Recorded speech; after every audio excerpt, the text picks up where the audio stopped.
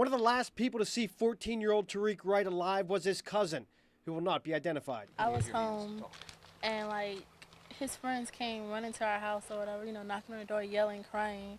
And I'm like, what's the problem? And they go, Tyreek has been shot. And I immediately, I run outside not knowing where he is. Sheriff Leroy Ravenel said deputies responded after hearing gunfire. The deputy was flagged down by a man who said he and others were walking from a nearby gas station when his friend was gunned down near the Cordova area of Orangeburg County. But investigators found out something different. At the scene, we found that that story was not true. We found that they had, in fact, conspired all day to rob a drug dealer.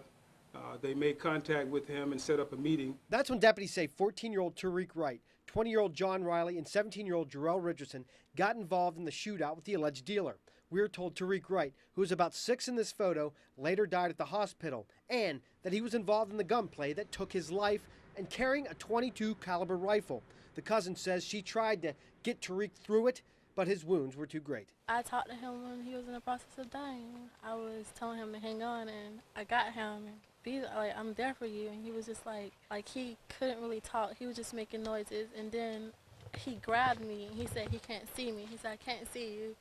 And I was in his face, and he his eyes were stretching, trying to see me. He's like, I can't see you. And so he pulled me and he pushed me on the ground with him, grabbing me. Now, while there is a murder, police haven't charged a suspect yet. They have 3 men in custody, but they say an autopsy still has to be completed before they can determine the trigger man. Outside this Orangeburg County crime scene, Matt Bice, News 2.